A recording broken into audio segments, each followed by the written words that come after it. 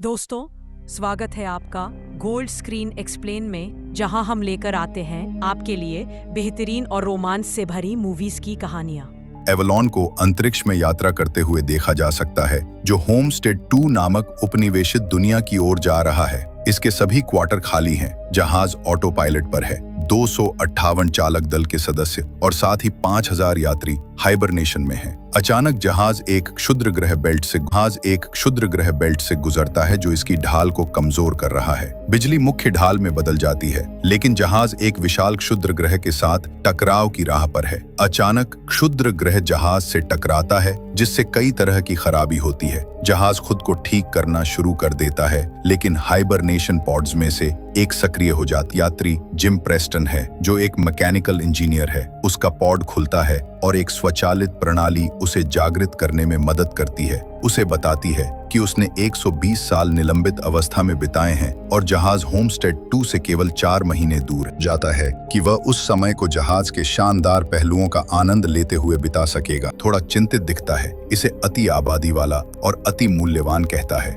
यह उसे अपने प्रश्नों को पाठ के अंत तक रखने के लिए कहता है, लेकिन जिम पूछता रहता है कि वह वहां अकेला क्यों है। उसे एहसास होता है कि होलोग्राम उसे जवाब नहीं दे सकता और वह दूसरे लोगों की तलाश में चला जाता है। वह जहाज के मुख्य परिसर में पहुंचता है, वहां भी कोई नहीं है, लेकिन डेस्क मदद करने की पेशकश करता है। जिम एक वास्तविक व्यक्ति से बात करने के लिए कहता है और यह उसे एक स्टीवर्ड से बात करने के लिए भेज देता है, लेकिन जब उसे पता चलता है कि वहां भी कोई नहीं है, तो वह कप्तान से बात करने के लिए कहता है। जब वह पुल पर पहुंचता है, भले ही उसके पास अंदर जाने की पहुंच न हो, वह देख सकता है कि मुख्य चालक दल में से कोई भी जाग नहीं रहा है। जिम अंततः वेधशाला में जाता है, जहां उसे पता चलता है कि जहाज वास्तव में होमस्टेड 2 से 90 साल दूर है। उसे एहसास होता है कि वो जल्दी ही जाग गया था, इसलिए वह वापस परिसर में जाता है और पृथ्वी पर एक संदेश भेजता है कि उसे क्या करना चाहिए, क्योंकि उसे नहीं पता कि हाइबरनेशन में वापस कैसे जाना है। संचार प्रणाली उसे बताती है कि पृथ्वी पर की गई अत्यधिक कीमत वाली कॉल का उत्तर पाने में लगभग 55 वर्ष लगेंगे। जिम तबाह हो जाता है। वो इधर उधर घूमता है और जहाज के बार को ढूंढता है, जहां उसे एक और व्यक्ति दिखाई देता है। जब वो बारटेंडर से बात कर रहा होता है तो उसे लगता है। जब वो उसे ड्रिंक देने जाता है तो जिम को पता चलता है कि वह एक एंड्रॉइड है। इसका नाम आर्थर है। जिम उससे और जानकारी प्राप्त करना चाहता है, लेकिन वो एंड्रॉइड को यह भी नहीं समझा पाता है कि उसका समय से पहले वहां पहुंचना कैसे संभव है। जिम अगले दिन अपने केबिन में उठता है और कैंटीना जाता है, जहां उसे जलता है कि मेनू में मौजूद अधिकांश चीजें केवल गोल्ड क्लास के यात्रियों के लिए आरक्षित हैं और वो अपनी सादी कॉफी लेता है और ये पता लगाने की कोशिश करता है कि अपने हाइबरनेशन चैम्बर को कैसे ठीक किया जाए। सभी उपकरण प्राप्त करने के बाद वो इसे चालू करने में कामयाब हो जाता है और पॉड के अंदर लेट जाता है, लेकिन कुछ नहीं होता। इसके बाद वो चालक दल के हाइबरनेशन कक्षों में जाने के लिए अपने द्वारा खोजे गए उपकरणों का उपयोग करने का निर्णय लेता है। ये भी काम नहीं करता। जहाज के आसपास छोटी मोटी खराबी होती रहती है। जिम शराब पीने के लिए बार में वापस आता रहता है, लेकिन ज्यादातर आर्थर से बात करने के लिए। एंड्रॉइड उसे कुछ सलाह उसे गोल्ड क्लास रूम में से एक में घुसने और जहाज पर कुछ मौज मस्ती करने के लिए राजी कर लेता है। जिम सभी रेस्तरां, खेल, मनोरंजन प्रणाली आजमाता है, लेकिन जैसे जैसे समय बीतता जाता है, वो वहां अकेले रहने के लिए और भी दुखी हो जाता है। एक दिन वो नशे में धुत हो जाता है और हाइबरनेशन पॉड्स के आसपास भटकता रहता है, जब वो स्पेस वॉक के लिए डिजाइन किए गए स्पेस सूट के साथ एक एयरलॉक में ठोकर खाता है। जिम एक सूट पहनता है और एयरलॉक में जाता है, एक लीवर और फिर एयरलॉक का दरवाजा खोलने के लिए बटन दबाता है। जहाज के बाहर एक बार वो दृश्य से मंत्रमुग्ध हो जाता है। वो समय में उस क्षण का अनुभव करने वाला एकमात्र सचेत इंसान है। जिम अपने जूतों पर लगे चुंबकों को छोड़ देता है और अंतरिक्ष में तैरता है, तबाह महसूस करता है। वो वापस अंदर आता है, सूट उतारता है, लेकिन बिना पहने ही एयरलॉक में वापस चला जाता है। वो लीवर खींचता है, सब कुछ खत्म करने के लिए तैयार होता है, लेकिन आखिरी क्षण में अपना मन बदल लेता है। वापस अंदर भागता है और बोतल पर फिसल जाता है। जिम खड़ा होता है और तुरंत एक पॉड में बैठी एक महिला की ओर आकर्षित होता है जिसका नाम ऑरोरा है। वो निर्देशिका में उसकी फाइलें खोजता है और उसके यात्री साक्षात्कार को सुनता है, उसके प्रति मोहित हो जाता है। बाद में उसे उसके बैठे देखा जाता है, अभी भी उसके साक्षात्कार सुन रहा है। बार में वापस आकर वह उसका कुछ काम पढ़ रहा है और आर्थर से उसके लेखन के बारे में बात कर रहा है। वह अपनी स्थिति की विडंबना से ग्रस्त हो जाता है।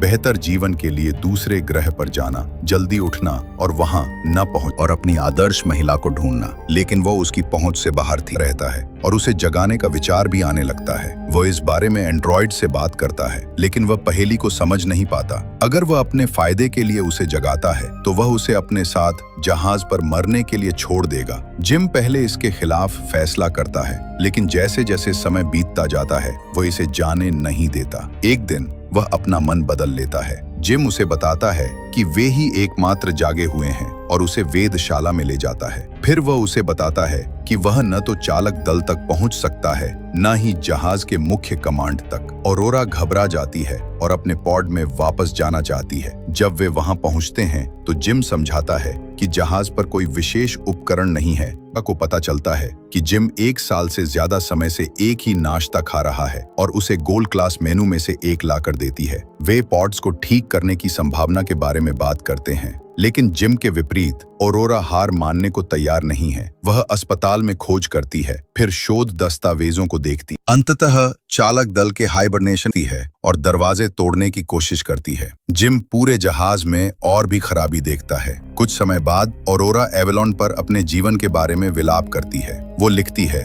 जहाज के चारों ओर दौड़ती है और पूल में तैरती है, अपनी स्थिति के बारे में और अधिक जागरूक होती जाती है। वो जिम का साक्षात्कार करने के लिए कहीं ना जाती है। वह उसके पॉड में जाता है और उसे सक्रिय करने में कामयाब हो जाता है। जब वह जाग रही होती है और उसी प्रक्रिया से गुजर रही होती है जो उसने की थी, तो वो छिप जाता है और अपने कमरे में वापस चला जाता है। थोड़ी देर बाद वह उसे ढूंढने की उम्मीद में मुख्य सभा में जाता है और वहां वह है, ठीक उसी तरह उलझन में जैसा वह 1 साल पहले। पूछती है कि वह कॉलोनी में क्यों आया। जिम पहले कंपनी के नारे के साथ जवाब देता है, लेकिन फिर आगे बताता है कि उसे उम्मीद है कि नई दुनिया में वह कुछ बन सकता है, वह एक जीवन बना सकता है। बाद में वे वेधशाला में पहुंचते हैं और ऑरोरा आखिरकार वहां होने का कारण बताती है।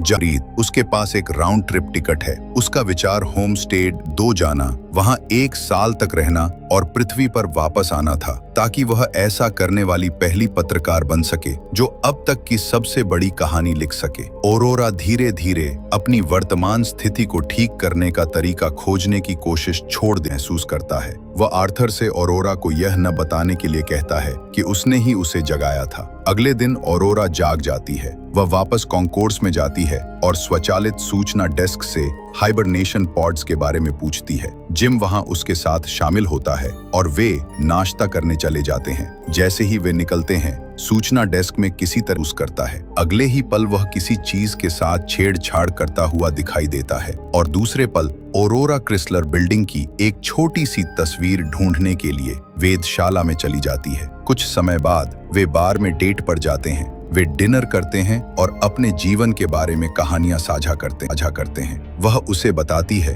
कि जब वह किशोरी थी तब उसके पिता की मृत्यु हो गई थी। डिनर के बाद जिम ऑरोरा को एयरलॉक में ले जाता है और वे स्पेस सूट पहन लेते हैं। वे एक साथ स्पेस वॉक के लिए निकल पड़ते हैं। जिम को आखिरकार कोई मिल जाता है जिसके साथ वह उस शानदार अनुभव को साझा कर सके। जिम अपने बूटों पर लगे मैग्नेट को बंद कर देता है और वे अंतरिक्ष में एक साथ तैरते हैं। वे वापस अंदर आते हैं और तुरंत चुंबन करते हैं, अपने कैबिन में वापस चले जाते हैं और एक साथ सोते हैं। इसके तुरंत बाद वे एक जोड़े की तरह रहने लगते हैं। ऑरोरा उसके कैबिन में चली जाती है और जहाज पर अपने जीवन के बारे में लिखती है। वे एक साथ जॉगिंग करते हैं, एक साथ खाते हैं, एक साथ सोते हैं। जिम जहाज को और खोजता है और हाइड्रोपोनिक्स खाड़ी पाता है। वह ऑरोरा के लिए फूल लाता है। एक दिन जहाज एक लाल विशालकाय के पास से गुजरता है और वे उसे देखने के लिए वेधशाला जाते हैं। यह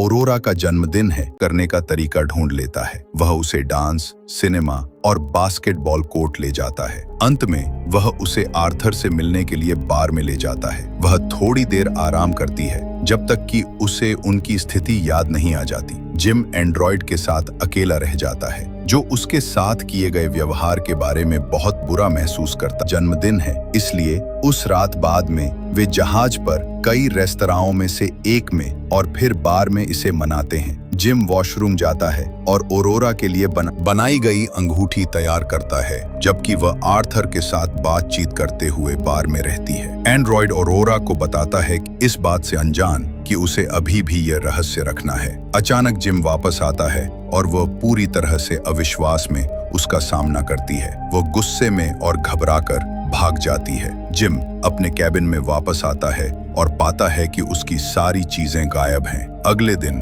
कैंटीना में वो उससे टकराता है, लेकिन जैसे ही वह बोलता है ऑरोरा हताश हो जाती है। एक रात वो जिम के कैबिन में जाती है, उसे मुक्का मारती है और लात मारती है। उसे मारना चाहती है क्रॉम्पफोर्ड से बात करते हुए, क्योंकि वो उससे बचती रहती है। जिम माफी मांगने और उसे अपने कामों के बारे में बताने की कोशिश करता है। वो उसे बताता है कि वो उससे प्यार करने लगा है, लेकिन ऑरोरा को इसकी परवाह नहीं है। वो उसे अपनी जान लेने के लिए माफ नहीं कर सकती। एक रात जब जिम अपने केबिन में था, एक और खराबी आ गई।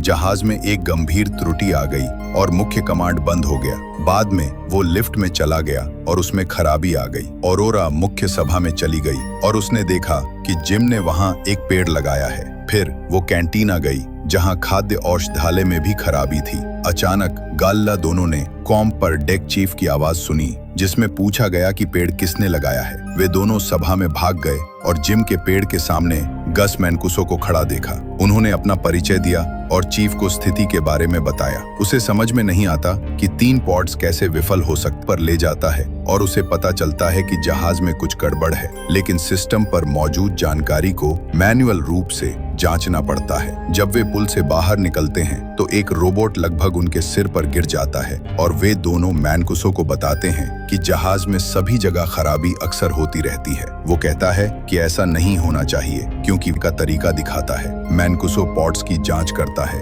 तभी जिम उसके साथ वहां आता है। उसे पता चल जाता है कि ऑरोरा के पॉड के साथ क्या हुआ था। डेक चीफ को जिम द्वारा किया गया काम भयानक लगता है। बाद में वो पुल पर एकत्रित डेटा की जांच कर रहा होता है। तभी ऑरोरा उसके साथ आ जाती है। वे उसके पॉड के साथ हुई घटना के बारे में बात कर से कहता है कि वो इसके बारे में कुछ नहीं कर सकता। जिम 16वें टूटे हुए रोबोट के साथ अंदर आता है। मैनकुसो को हाइबरनेशन की बीमारी महसूस होती है, इसलिए वो आराम करने चला जाता है, लेकिन जैसे ही वो बाहर निकलता है उसे खून की खांसी आती है। उस रात ऑरोरा सो नहीं पाती है, इसलिए वो तैरने चली जाती है। अचानक क्या हो रहा है? मैनकुसो को पता चलता है कि 2 साल पहले कुछ हुआ था, जिससे एक बड़ा सिस्टम खराब हो गया था। उन्हें पता लगाना होगा और ठीक करना होगा कि किस वजह से ये खराबी आई है, क्योंकि पूरा जहाज इस कमी को पूरा करने की कोशिश कर रहा है। अगर वे इसे ठीक नहीं करते हैं तो पूरा जहाज फंस जाएगा। वे समस्या का पता लगाने जाते हैं, लेकिन जिम और ऑरोरा उसे अस्पताल ले जाते हैं। वो मर रहा है और कोई भी उपचार नहीं है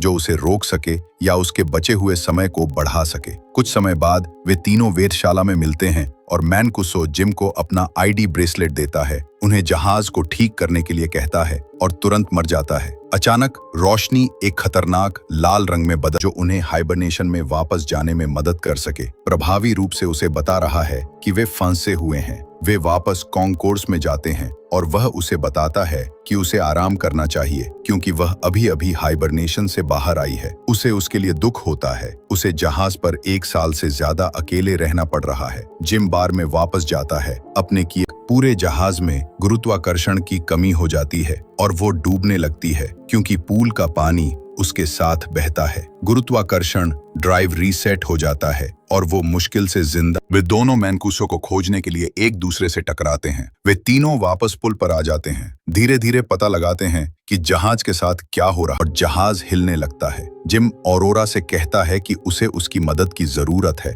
और वे इंजीनियरिंग की ओर भागते हैं, लेकिन गुरुत्वाकर्षण ड्राइव में एक और विफलता होती है और तुरंत एक और जो आर्थर को भी प्रभावित करती है। जिम उसे निष्क्रिय कर देता है। वे आखिरकार इंजीनियरिंग में पहुंचते हैं और समस्या की तलाश शुरू करते हैं।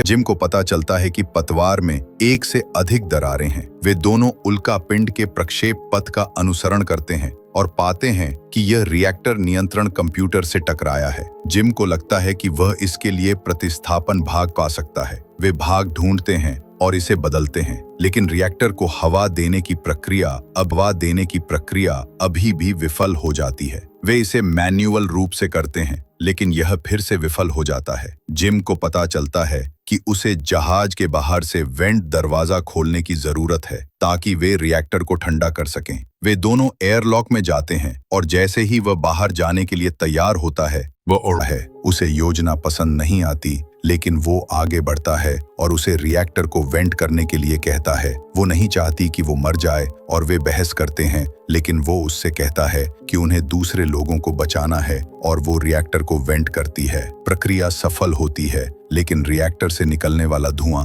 जिम को दूर धकेलता और उसका तार टूट जाता है। उसके सूट में दबाव भी कम हो रहा है। वो ऑरोरा को बताता है कि क्या हुआ और वो जितनी जल्दी हो सके दूसरे सूट में जाने के लिए आगे बढ़ती है। वो फिर से उससे माफी मांगता है। वो सूट पहनती है और उसे लेने के लिए बाहर निकलती है, लेकिन उसका तार बहुत छोटा है। उसे पीछे खींचा जाता है। जिम बाहर से वेंट के करीब पहुंचता है और दरवाजा देखता है। रिएक्टर रूम में तापमान बढ़ जाता है, जबकि वो वेंट दरवाजे को बाईपास करके उसे खोलने की कोशिश कर रहा होता है। उसे जल्द ही एहसास होता है कि उसे दरवाजा हाथ से खुला रखना होगा ताकि रिएक्टर वेंट कर सके, और वो ऑरोरा को बताता है। उसे यही है। बाद में ऑरोरा आर्थर को ठीक करती है और वे मैनकूसो को उचित स्थान पर दफनाते हैं। जिम उसे अस्पताल ले जाता है और उसे बताता है कि उसे मेडिकल पॉड को हाइबरनेशन के रूप में इस्तेमाल करने का एक तरीका मिल गया है। वह उसे पॉड के अंदर जाने और बाकी की यात्रा वहीं करने के लिए कहता है,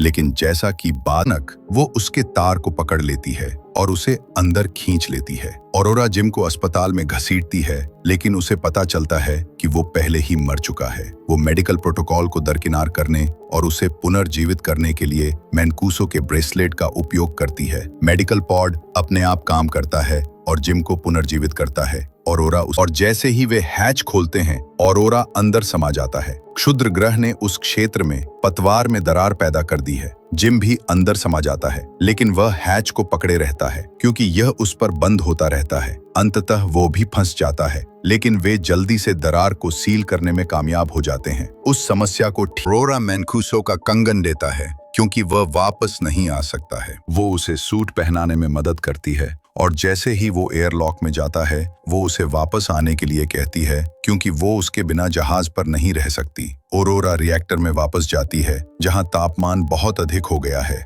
रिएक्टर से एक बोल्ट उसके जैसा कि बाद में पता चलता है वो मना कर देती है और जहाज पर जागते हुए उसके साथ रहने का फैसला करती है। जिम अंततः उसे प्रपोज करता है और वे जहाज पर अपना जीवन जीते हैं। 88 साल बाद एवलॉन होमस्टेड 2 पर आता है। चालक दल जागता है और जहाज को बहुत अप्रत्याशित स्थिति में पाता है। ऑरोरा उन्हें एक संदेश छोड़ती है जिसमें वो और जिम जहाज पर बिताए जीवन की कहानी बताती है, जबकि बाकी लोग सो रहे थे। इसी सस्पेंस के साथ मूवी यही समाप्त होती और इसी के साथ ये शानदार मूवी समाप्त हो जाती है। ऐसी और मूवी देखने के लिए लाइक करें, सब्सक्राइब करें।